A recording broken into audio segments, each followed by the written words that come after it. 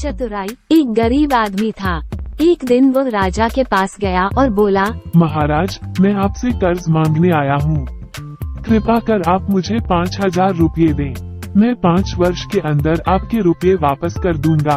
राजा ने उसकी बात पर विश्वास कर उसे 5,000 रुपये दे दिए। 5 वर्ष बीत जाने के बाद भी जब उस व्यक्ति ने राजा के 5,000 रुपये नहीं लौटाए, तब राजा को मजबूरन उसके घर जाना पड़ा। लेकिन वहाँ वो व्यक्ति नहीं मिला। जब भी राजा वहाँ जाता, बहाना बनाकर उसे वापस भेज दिया जाता।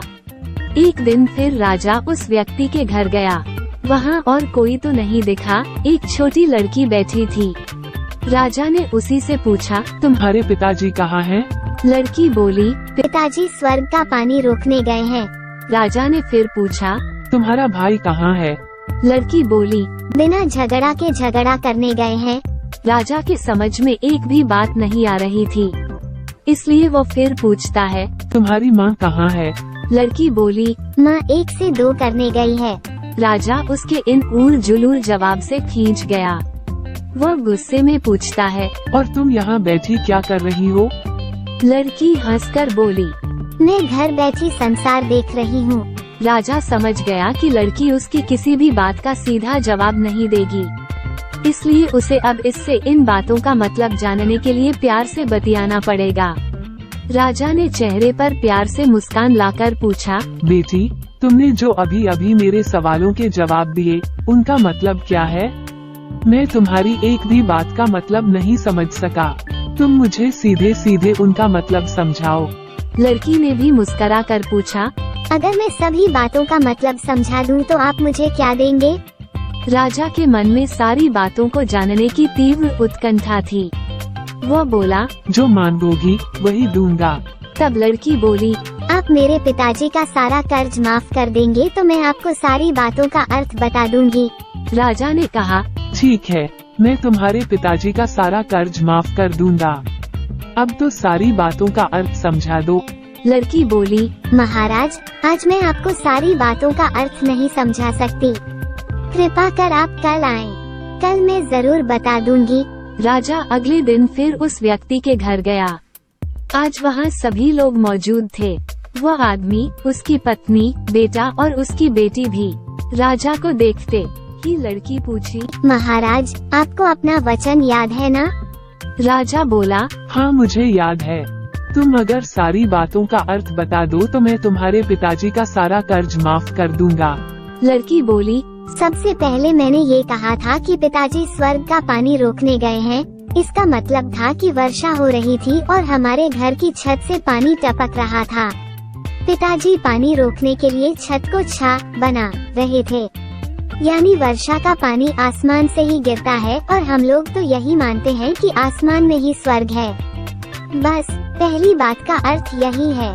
दूसरी बात मैंने कही थी कि भैया बिना झगड़ा के झगड़ा करने गए हैं।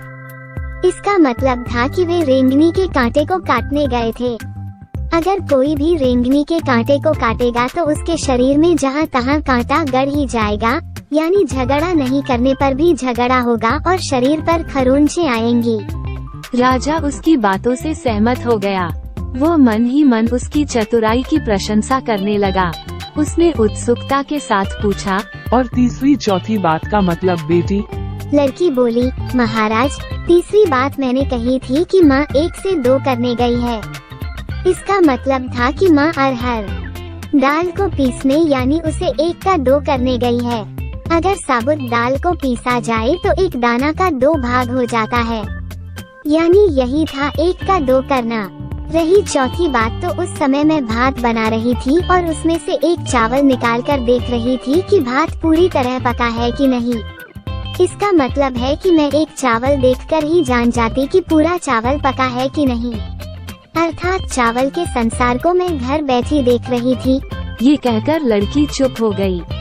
राजा सारी बातों का अर्थ जान चुका था। उसे लड़की की बुद्धिमानी भरी बातों ने आश्चर्य में डाल दिया था।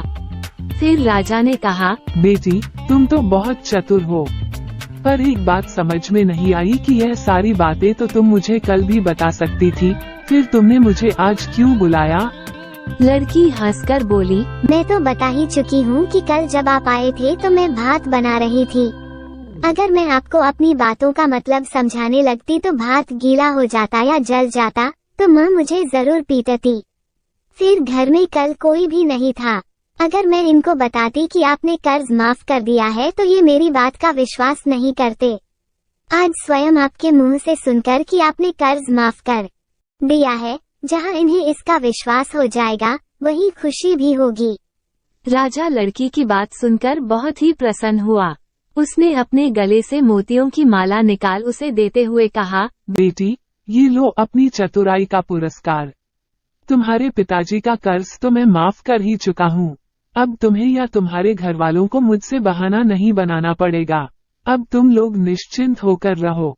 अगर फिर कभी किसी चीज की जरूरत हो तो बेझिझक होकर मुझसे कहना। इतना कहकर राजा लड़की को आशीर्वाद देकर चला गया। लड़की के परिवार वालों ने उसे खुशी से गले लगा लिया।